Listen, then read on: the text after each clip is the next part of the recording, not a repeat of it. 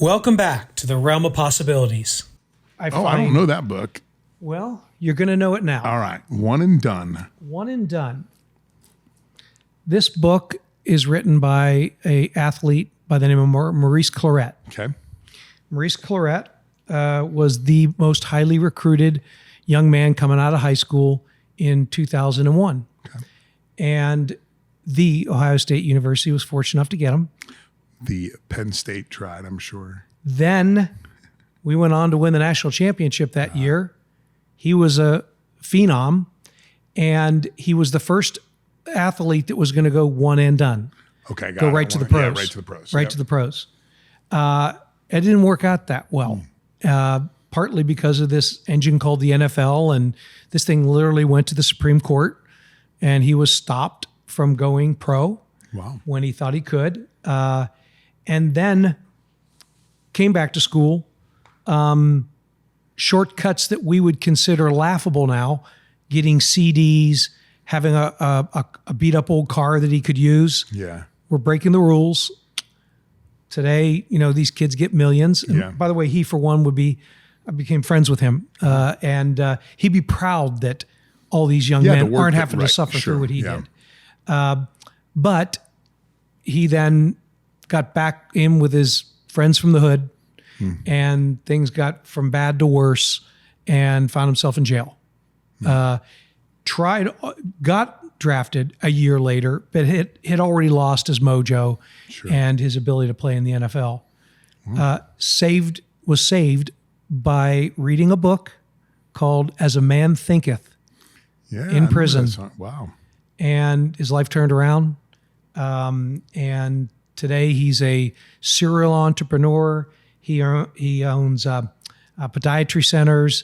And because these were the older women that were coming out and supporting him when he was in jail, older black women from the inner city were seeing how he was doing.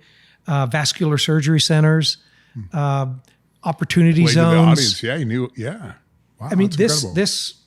He's got a network that includes Warren Buffett today. Amazing. First third of this book is a war zone.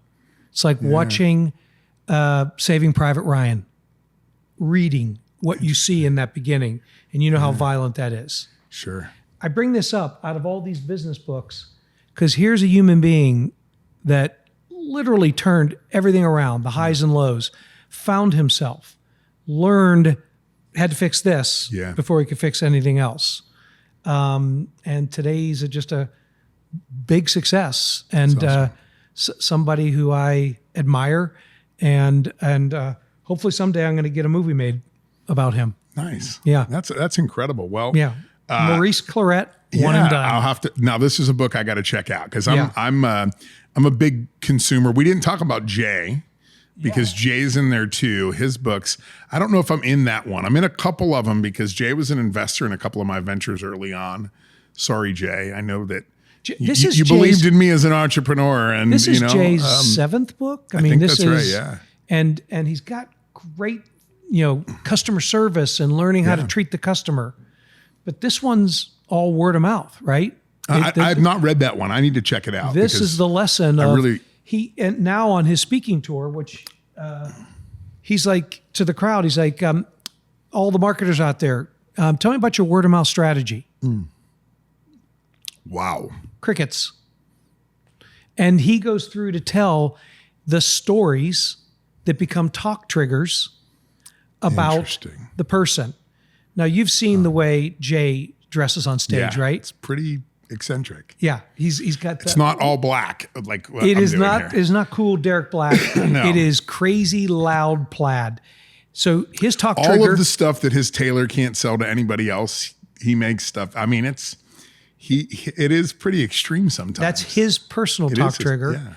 And then there's other examples in the book. Yeah. But we talked about this. The path to not advertise, the path to get people in the 22 immutable laws of branding, what others say about us more important. Yeah. So this path to word of mouth and other people talking about you is the journey in marketing and advertising. Yeah. That's a I've always been a huge fan. He was an early investor in some of my ventures years ago that, he probably knew we were never going to get anywhere, right? But we were early, and he taught me this concept, and I know it was you, Jay, that told me this, but he taught me this concept of rodeo investors, and he said when you have these big ideas that are just so eccentric and will likely be too early, you got to find rodeo investors, and I think Jay was one of those for a long time. You're investing in the idea, going, this is a total long shot, but damn, this ride's going to be really fun. Like, I want to see where this thing goes, you know? And it's not just the ups. It's like, I want to see how the market responds to this and when the market responds to it. And, that was back in a company. He particularly was involved in the company Green Nurture that I was the CEO and founder of. And, that company was a rodeo because it had huge potential, had incredible potential with huge customers. And then it just didn't, right? It was just, there was too much, we were too early. And I'll never forget, and you were involved in the early days of CRM, but I'll never forget Pat Sullivan, who used to work for he's created essentially the CRM industry. That Pat, you introduced me to him one time, and I saw him a couple of years later, and he said, "Oh, you introduced me to him when I had Green Nurture," and he said, "Oh, you're the guy that created Slack before Slack created Slack." Right. Do you remember this? Yes. And I was like, and I was like, oh my God. Like, that's exactly what we built. You had a we collaboration. Just built it like 5 years too early. And he remembered that about me. And he built his 2 years too late, 1 year too late, what was called River. River, I remember. Yeah. Because it was after, right. I remember it was a whole thing about, like, it was very similar to Slack, but he came at it a little bit too late. But I remember he said that to me, and it really always stuck with me because I felt like, and we talked about Pam Mativier early, sometimes entrepreneurs are just too early. People forget that Pam created social media. Oh gosh, yes. Like in the early mid 90s, what was it called? And Greg Helmstetter was her co-pilot. Yeah. I mean, they created it before, like 5 years before anybody had ever thought about it. And what was it? Clip to Go, I think it was called. And like you could like take clips of websites and put them into this site and share them with other people. And I don't remember. They raised ridiculous money, and it just fizzled out because everybody was like, this is silly. And then a few years later, it was the big thing. So it's could be argued luck, could be argued back to what is a really great product is that, what was the tipping point for Slack? I don't know. They had developers that relied on it. And developers, that's the only way that they would communicate in code bits, code snippets. And they used the precursor to Slack to share it. Yeah. And then back, forth. So from coders, here comes more development in Silicon Valley. Yeah. And then how are they getting things done faster and faster? Oh, could I use it? So it was the coders' use of Slack that tipped it into product people, marketing people, et cetera, et cetera. We just recently, in my firm, we've said no more email. Stop it. Yeah. Communicate with Slack. Slack is for internal communication. And so I think that's really interesting. And it's about knowing who your customer is. Exactly. In the end, it was about the developers. So, right? Green Nurture, Slack, River, like products, they tuned into somebody who was solving a very, very big problem. Yeah. And last couple ones before you tell me if I didn't bring or spoil any of yours is The Power of Habits. I don't think I know that book. And I love it because we're in this stimulus begets perception, begets action. Well, a habit is a whole bunch of those behaviors over and over again. So, but the beginning part, it moves from stimulus to a cue. Because now that I have a habit, there's a cue, and I crave it, and I get the reward, and that's the loop that keeps going on. So it's a really important lesson for, what are the good habits, bad habits? What do you got to stop doing? That self-reflection we've talked about all day. I think it's one of those things, that so few people are good at doing is like actually sitting back and saying, why am I doing this? Right. And then understanding that the reasons why you do that thing, you can hijack your own world to turn things into habits. Right. That make you a better person. And I think that's a fascinating, I've got to check that book out. I'm gonna have to take some pictures of some of these at the end here. And the last book is one you probably haven't read. It's called Golf's Sacred Journey. And it was written by a bunch of guys in a Bible study that were also golfers. Oh.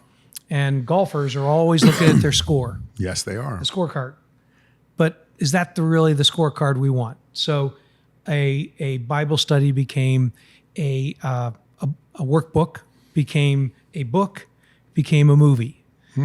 7 Days in Utopia is a movie starring Robert Duvall.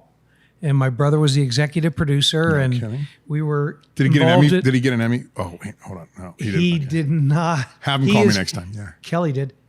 He did not get the Emmy or an Oscar for this. Okay. But the lesson of it was we looked at entertainment at the time. Phil Yeah. looked at entertainment in a tuned in perspective and said, here's a Venn diagram of golfers and people that go to church. And if I could do a golf movie that's about faith and then promote it through the churches, the congregations that they went to, I might be able to bypass this whole marketing mess. Because the big expense in movies is distribution. It's crazy. And marketing. And in that world, they're taking it out of this pocket and putting it in this one. So great book, great actors, great movie. It was a little early. It made its money back, but it didn't get the same groundswell that modern day something like The Chosen has, where you tune into what your audience is, where are they, tell them a story. Yeah. So That's amazing. that story didn't have the happiest financial ending, Right. but a magnificent journey. Sometimes it's not about money. It's really hard, and I've learned that lesson in my own life is that there are some things that you get more benefits from than just the money, and I love think? that. Yeah. I mean, literally everything we know is, what is it? You can't take it with you. Yeah. And are you going to etch how much money you had on your gravestone? And it's the relationships, it's the time. Yeah. I think your pebble or your stone in the water is Be the stone, be right? the stone. That is just the cold stone. Right. Well, and you can. I think if you can be the stone in the world for other people, right? If you can be that trigger point, that thing in which things emulate out of and from, it's a great way to change the world. Did I miss any books or movies or things that you say, man, I dig it? I think my books are really different. I'm really weird. I read a lot of psychology. Like I want to understand how people think. Yeah. But there's so many in there that I have read that are so good and that have really influenced, who I am to this day. I wish there was a way to, and maybe there is with AI, to put them all together and say, give me the one central, give me like the top 10 list, David Letterman top 10 list. God willing, and you and I being able, the realm of possibilities, I think, Derrick, that's what we ought to be doing. It's really. that we've both been blessed with learning a few things. It's time to share them. I love that. Books, movies, businesses, people. Let's get busy with the realm. I love it.